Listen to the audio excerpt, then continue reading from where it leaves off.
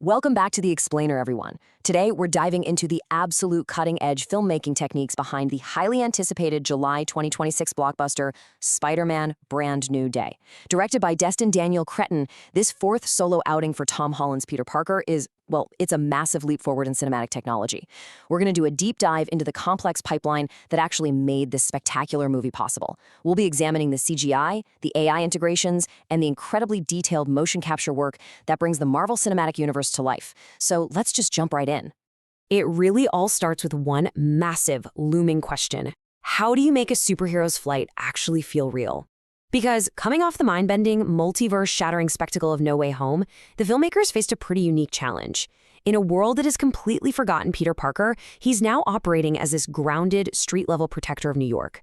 So the production team had to figure out how to anchor Peter's physics-defying acrobatics in a gritty, tactile reality, while still, delivering the massive set pieces we absolutely expect from a summer blockbuster. Here is our roadmap for today's explainer. First, the quest for realism. Second, building a practical foundation. Third, layering the digital web. Fourth, cameras and capture. And finally, post-production polish. Let's get started. Section 1. The quest for realism, grounding the impossible. Every single modern superhero movie faces this fundamental problem, right?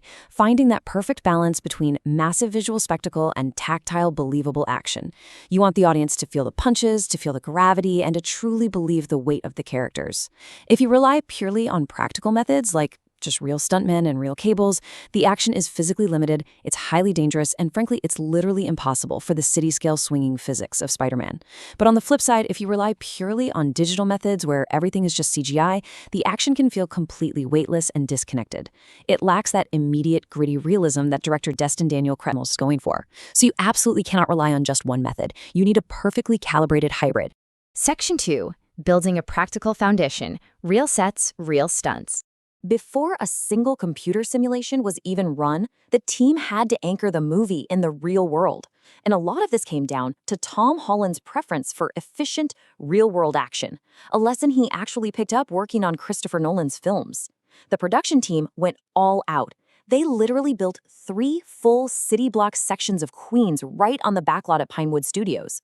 And when they needed an even larger scale, they took to the streets of Glasgow, Scotland, which doubled for New York, shooting real vehicles and controlled explosions right in front of thousands of onlookers. All of this highly complex, practical stunt work was coordinated by Peng Zhang, which brought this incredible in-camera authenticity to the very foundation of the film. Section 3. Layering the digital web. The hybrid approach. But of course, it's Spider-Man. Practical stunts can only get you so far. This is where visual effects supervisor Jerome Chen, along with a massive consortium of VFX studios like Sony Pictures Imageworks, ILM, and Framestore, stepped in to layer cutting-edge CGI directly on top of that practical foundation. Think of the web-swinging technology as a hybrid equation. Stunt performers, and often Tom Holland himself, dangling pretty precariously, started on these extensive practical wire rigs in Glasgow or on the Pinewood sets. This gave the camera real physical weight and a true organic trajectory. Then the CGI team took over, they extended the webs digitally, painted out the safety gear, and synchronized the physics simulations. By blending those practical wire rigs with CGI web simulation, they achieved total gravity-defying realism. Your brain actually believes it because the foundational physics are, in fact, real. Now, when it comes to character animation, bringing these heroes to life follows a very precise fight line. It always starts with raw capture. While Tom Holland did a lot of the live-action stunts, a dedicated motion capture performer named Typhoon Sussex served as the mocap double on a volume stage. This was to record extremely precise, superhuman body mechanics. That raw data goes through cleanup, then retargeting, which basically means applying that nuanced human data directly to a digital double, and finally, integration right into the scene. And hey, Spider-Man wasn't alone in this process. Mark Ruffalo's performance as the Hulk was also captured and translated into a digital character using this exact same pipeline, which created a really unique on-set dynamic for Holland. The devil is absolutely in the details here. The visual trickery relies on very specific digital additions to seamlessly ground the characters and completely trick our eyes into believing the impossible. We aren't just talking about shiny digital models. We're talking about microscopic fabric simulations so that the digital Spider-Man suit realistically stretches, pulls, and wrinkles under stress. The VFX teams also created expansive set extensions, making those built Pinewood sets and Glasgow streets look seamlessly like a truly endless New York skyline. They simulated sticky, elastic web shooting physics, and they made sure that digital fluid, smoke, and debris simulations interacted perfectly with the practical explosions they filmed on set. It's just phenomenal work. Section 4. Cameras and capture. Speed and precision. To capture all of this madness seamlessly, cinematographer Brett Powlick utilized some of the absolute highest-end digital cinema cameras available today to ensure every single frame of this hybrid approach looked flawless.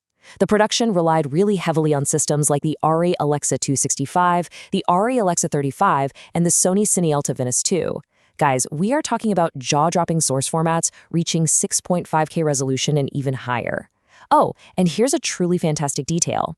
Brand New Day is actually the very first feature film to have sequences specifically designed and captured for the ultra-immersive ScreenX panoramic format. Okay, let's talk about the number 420. What does that mean for this film? Well, to recreate those iconic, hyper-stylized comic book cover poses, the production filmed specific action sequences at an incredible 420 frames per second. At that extreme slow-motion speed, literally every single micro movement is visible. This required absolute extreme physical control and crazy core strength from Tom Holland to jump and perfectly hold these incredibly difficult mid-air poses in just a few takes. It's a true testament to blending cutting-edge camera tech with just incredible physical acting. Section 5. Post-production polish. The digital assembly. So once you have all that practical footage, the mocap data, and those gorgeous high-speed camera shots, you face the absolute mammoth task of digital assembly.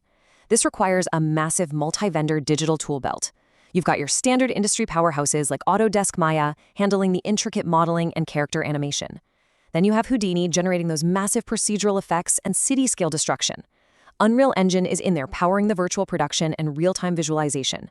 And finally, Nuke is used for final compositing, stitching the practical plates, the CGI, and that 420 frames per second footage together into one seamless, believable final image.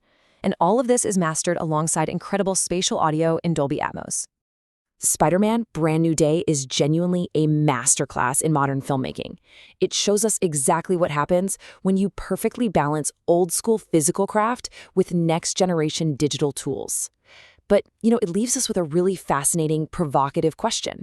As AI-assisted tools evolve, and as digital doubles become completely indistinguishable from live actors, where will the line between reality and synthetic performance be drawn next? It's something the entire film industry is grappling with right now, and I definitely want you to keep that in mind the next time you sit down in a movie theater. I really hope this explainer gave you a whole new appreciation for the absolute army of artists and engineers it takes to make us believe a teenager can just swing through New York City. For more cutting-edge technology breakdowns, make sure to visit our website, Fair Solution. Keep learning, stay curious, and I'll see you in the next explainer.